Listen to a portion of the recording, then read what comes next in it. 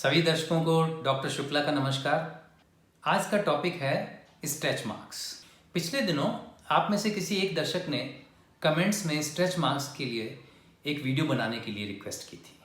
उसी को ध्यान में रखते हुए, और वैसे भी ये एक कॉमन इशू है जिससे लोग बाग बहुत कंसर्न रहते हैं, इसलिए आज मैं आपको स्ट्रेच मार्क्स के बारे में जानकारी दूंगा। स्ट्रेच मार्क्स क्यों होते हैं, कैसे बनते हैं, इनका क्या इलाज है और क्या इनसे बचा जा सकता है, इन्हीं सारे प्रश्नों के उत्तर मैं आज की इस वीडियो में देने जा रहा हूं।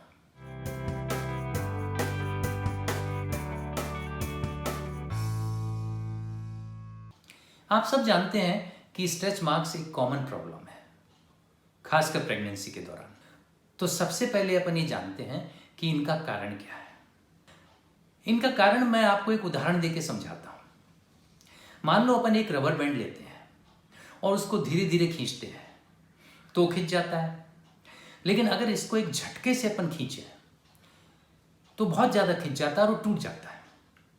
बस यही सिस्टम अपनी स्किन पर लागू होता है। अपनी स्किन में कोलेजन फाइबर्स होते हैं और इलास्टिक फाइबर्स होते हैं। ये फाइबर्स स्किन को मजबूती देते हैं और इसको लचीला बनाते हैं। इसलिए अगर स्किन के नीचे कोई ग्रोथ धीरे धीरे होती है तो उसे तो ये फाइबर्स स्ट्रेच हो जाते हैं और सहन कर लेते हैं, लेकिन ग्रोथ जब तेजी से होती है तो वो फट जाते हैं, और फटने के बाद हीलिंग होती है तो उससे स्कार बन जाता है और वह स्कार ही स्ट्रेच मार्क्स होता है। इसी तरह से मसल्स या फैट अचानक स्किन के नीचे बढ़ जाएं तो भी इसी तरह से फाइबर्स फट जाएंगे और स्कार बन जाएगा और वो स्ट्रेच मार्क्स होगा। स्ट्रेच मार्क्स लंबी और पतली लाइनों के रूप में होते हैं।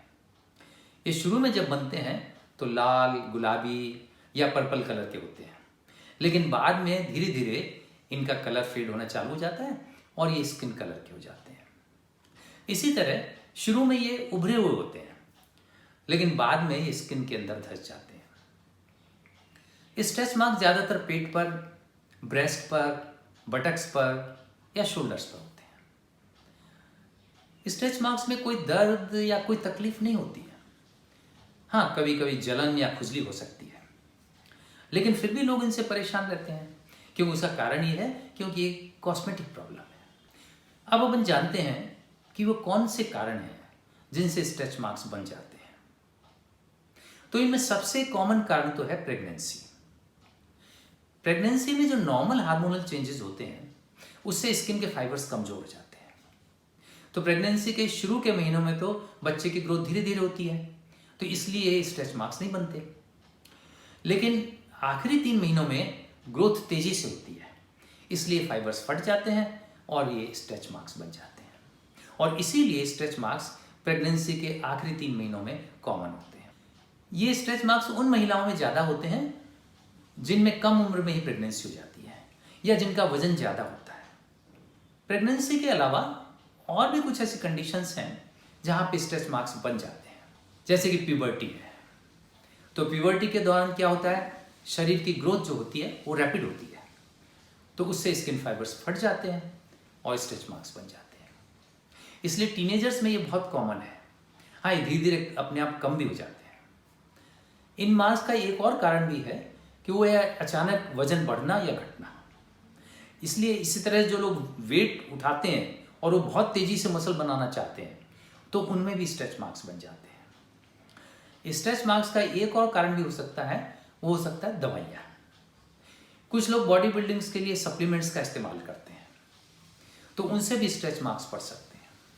इसी प्रकार कई लोग बिना डॉक्टर की सलाह के स्टेरॉइड्स खाने में भी, मतलब गोलियों के रूप में, और लगाने में भी क्रीम्स के रूप में और लोशंस के रूप में प्रयोग करते हैं, तो उनसे भी स्ट्रेच मार्क्स पड़ जाते हैं। इसलिए बिना डॉक्टर की सलाह के कभी भी कोई स्टेरॉइड का यूज़ नहीं होना चाहिए, ना तो खाने के लिए और ना लगाने के लिए, क्योंकि डॉक्टर लोग जो स्टेरॉइड्स को देते हैं वो बड़ी एक निश्चित अवधि के लिए देते हैं, एक निश्चित डोज के अंदर देते हैं और बड़े सोच समझ के देते हैं, जिनसे साइड इफेक्ट नहीं हो पाते हैं। स्ट्रेच मार्क्स में जेनेटिक्स का भी कुछ रोल है, इसलिए जिन लोगों में स्ट्रेच मार्क्स की फैमिली हिस्ट्री होती है उनमें इनके चांसेस बढ़ जाते हैं। इसके अलावा शरीर के कुछ हार्मोनल चेंजेस होते हैं, वो भी इसके लिए जिम्मेवार हो सकते हैं। इन सब कंडीशंस के अलावा कुछ जेनेटिक्स की बीमारियां भी होती हैं जिनमें स्ट्रेच मार्क्स पड़ जाते हैं, लेकिन ये बीमारियां बहुत ही अनकॉमन होती हैं। अब स्ट्रेच मार्क्स के इलाज की बात करते हैं। स्ट्रेच मार्क्स अगर छोटे हैं और ज़्यादा गहरे नहीं हैं तो इनका जल्दी इलाज करेंगे तो इतने हल्के हो जाएंगे कि दूर से नज़र भी नहीं आएंगे। लेकिन अगर मार्क्स बड़े हैं और पुराने पड़ गए हैं तो इनका पूरी तरह से ठीक होना मुश्किल है।